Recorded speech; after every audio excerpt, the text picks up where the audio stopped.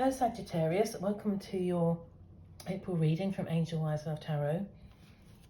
As we have Mercury retrograde coming up in April, I thought I'd do a reading using my MercRetro Oracle deck. So I'm going to pull 3 cards from this deck and we'll clarify with the Rider-Waite what areas you can be looking at and reflecting on, revisiting, retweaking, etc. if we go into slow down and there are any hiccups during this season. So what do we have for Sagittarius, please? For Sagittarius. Okay, let's go. We have redraft, regain, reclaim. Okay.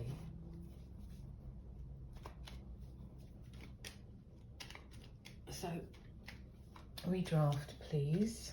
Can we clarify redraft for Sagittarius, please?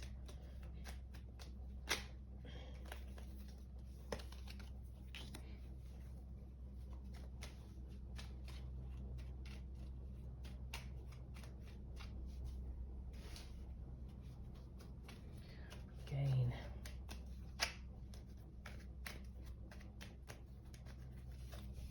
Regain. Okay, so redraft for Sagittarius, we have Ace of Cups.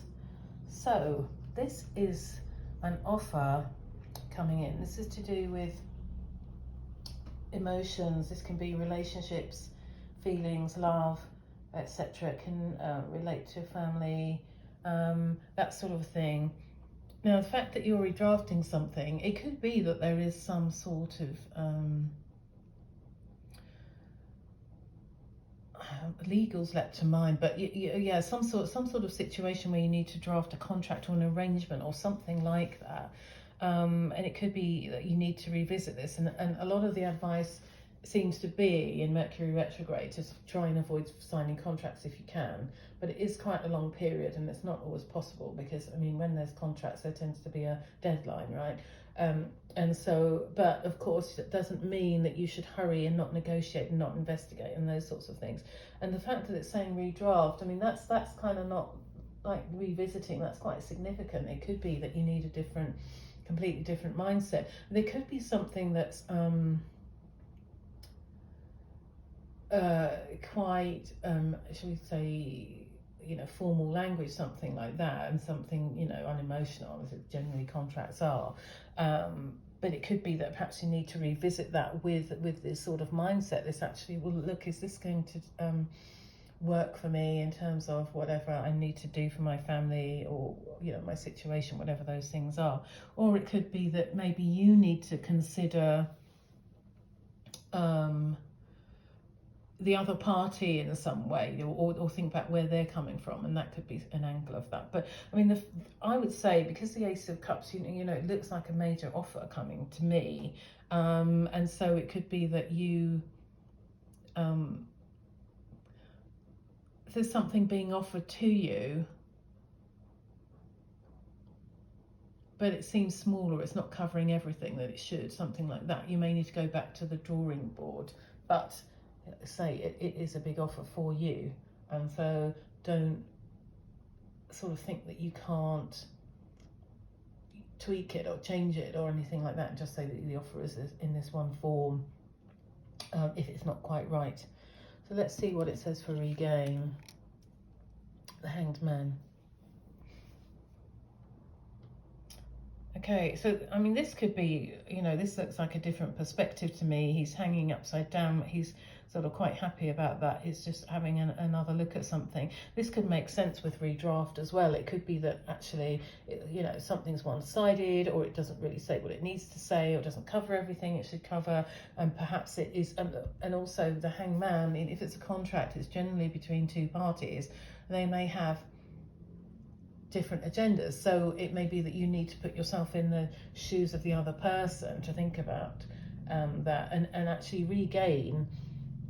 This isn't how I would sort of, when I was creating the deck, necessarily interpret it, but that's the whole point about it. I think there's a very flexible, our vocabulary, our English vocabulary is very flexible. It can apply to very different things, very different ways, and it could be actually regaining ground. It could be by taking this perspective and recognizing where the other person's coming from, you actually move a lot further forward, and still to your benefit, because then you were able to speak in their language, or by using their perspective you can be more convincing, as an example.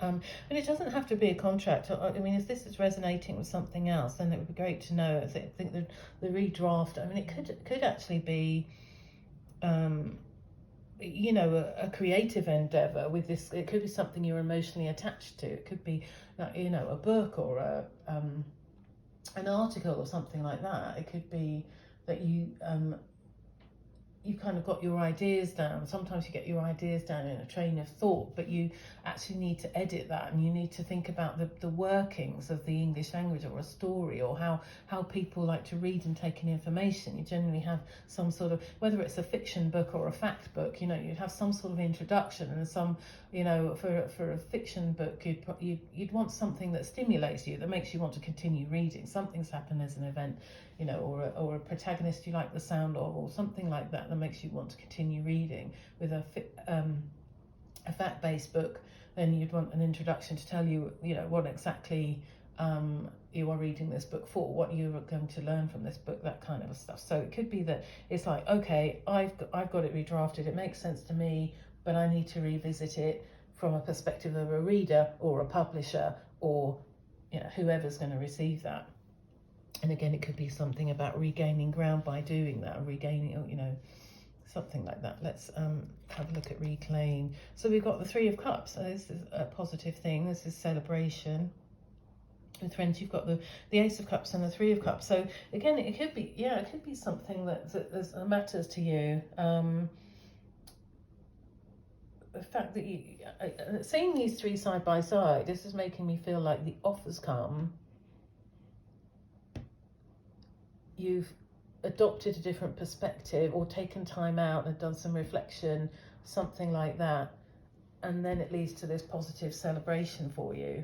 And this is reclaiming. So that reclaim, it could be reclaiming a rightful place in something. It could be kind of reclaiming your opportunity. If you have submitted a book as an example, and it wasn't, and it's kind of like when something's a labor of love, and then someone says, well, it's not right, that you can take that very personally. But if they say that in a positive professional way, and you can receive that in a positive professional way, you can think, well, okay, actually I've been presented with an opportunity, because they've actually bothered to tell me that it's not quite right, but these are the reasons why they can't accept it as a professional agent, editor, publisher. And so this is your opportunity to go back and revisit that and look at that through their eyes. And then you reclaim your opportunity. You go back and you say, I've done it. I did what you said. I understand it. I get it completely. And then there's cause for celebration. So it looks like it all works out well in the end. And I think this is why I'm doing these readings. It's kind of, like I keep saying, life doesn't keep going on pace. Sometimes it feels like it, but actually it's good that it doesn't. And sometimes you'll have a setback, and you might have deadlines, and you think, right, if I could just do this, and then things happen and throw things up again. But maybe that's right. Maybe this is the difference between having an out and out rejection by kind of keep pushing, or taking it as an out and out rejection, rather than taking that time out, reflecting on what you've experienced, what you've learned, and actually saying, yeah, I am going to revisit that. I'm going to make some changes, and then things will start to go forward again.